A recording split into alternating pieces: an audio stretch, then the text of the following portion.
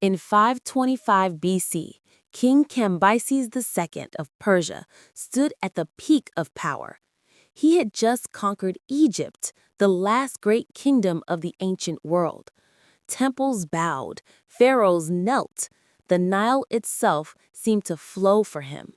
But one place refused to submit. Deep in the western desert, in the remote Siwa oasis, the priests of Amun declared their oracle independent. They would not recognize Cambyses as pharaoh. They would not offer him the sacred titles of kingship. For a Persian king, this was not defiance. It was an insult that demanded annihilation. And so, Cambyses gave an order that would echo through history.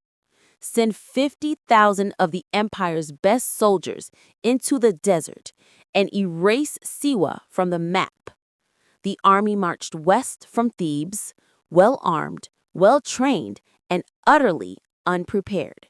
They had no idea that the real enemy wasn't a priest or a rebel, but the desert itself.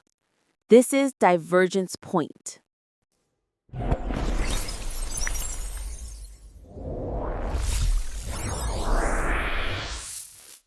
For over 2 millennia, the story of what happened next has been told in 2 ways.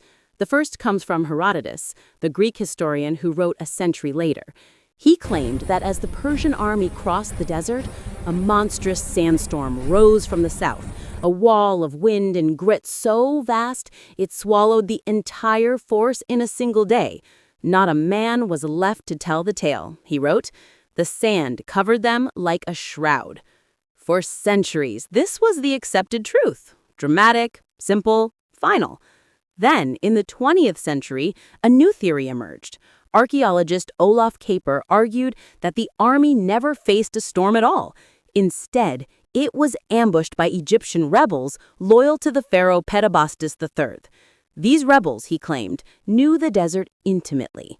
They lured the Persians into a trap in the Dakhla oasis and slaughtered them to the last man. The storm, Kaper said, was a cover-up, an invention by the next Persian king, Darius I, to hide a humiliating military defeat. This theory gained traction. It felt modern, heroic. It gave the Egyptians back their agency in a story where they'd long been passive. But both stories share one critical flaw. They assume the army was defeated by an external force, a storm, an enemy, a conspiracy. What if the truth was far quieter and far more terrible? What if the 50,000 men didn't die in battle or under a wall of sand, but simply walked themselves to death? The desert doesn't kill, it erases. The Nubian desert is not like other deserts. It is not static. It is alive, with wind, with heat, with deception. In summer, temperatures soar above 50 degrees Celsius. Water evaporates before it touches the ground. And the air becomes a liar. This is the mirage, not a myth, but a law of physics.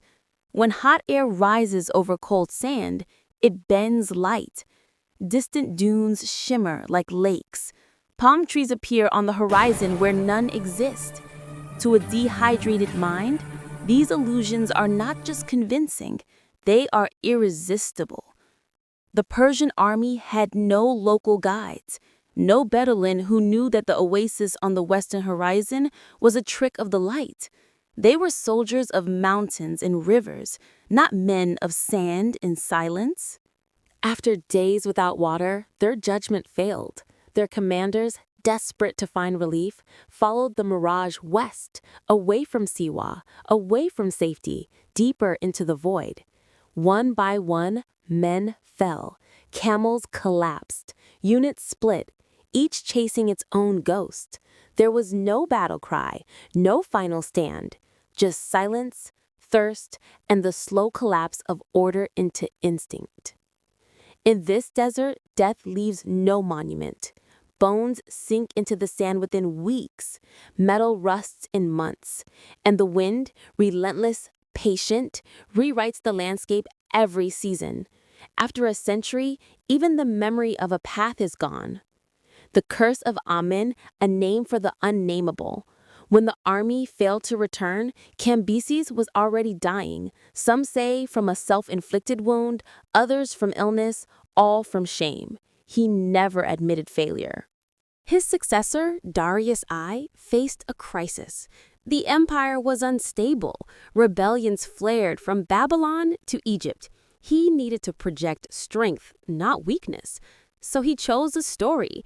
Not the truth that his elite force had been undone by thirst and illusion, but a noble end, a battle against the forces of nature itself. A sandstorm took them, the royal scribes wrote. Even the gods could not save them. But in the villages along the desert's edge, another story spread. The priests of Amun had cursed the invaders. The desert itself had risen to protect the oracle. They called it the Curse of Amun. This was not superstition. It was code, a way for those who knew the land to say what they could not prove. The desert does not forgive arrogance. The curse was the mirage. The wrath of the god was the sun. The divine punishment was simply geography. The evidence that vanishes. In 2009, a teen from Helwan University made a discovery in the Western Desert. They found Persian weapons, arrowheads, sword fragments. They found military cloth, still dyed in the colors of the Achaemenid army. And they found human remains, scattered, not buried. This was proof that the army had entered the desert and died there. But there was no mass grave, no campsite, no signs of battle or storm burial, just relics spread over miles of dunes, as if the men had wandered apart in their final hours. This pattern matches dehydration-induced disorientation, not combat or cataclysm. Yet the world still prefers the drama of storms and ambushes, because the real truth is too humbling. Sometimes an empire falls, not to an enemy, but to a mistake. Darius needed the storm to save his throne. Herodotus needed the storm to make a good story. Modern historians need the ambush to give Egypt a hero. And we need the mystery to stay alive. Because if the answer is simply they got lost, then the legend dies. And with it, the warning. The real lesson of Cambyses' lost army is not about courage or betrayal. It's about humility. The desert does not care about your empire, your god, or your glory. It only asks one question. Do you know this place? If you don't, it will let you walk until you vanish. The ghost in the sand. Today, tourists visit Siwa Oasis. They swim in its springs, photograph its palm groves, and hear the tale of the cursed Persian army. But few look west, into the empty dunes where 50,000 men disappeared without a sound. There are no monuments, no markers, no bones, just sand, wind, and the shimmering horizon. And if you stand there long enough, in the silence, you might understand why the ancients called it a curse. Not because a god was angry, but because the land itself has memory. And it remembers those who did not listen. This is Divergence Point. The questions we explore here at Divergence Point are complex, but they are the ones that will define our future.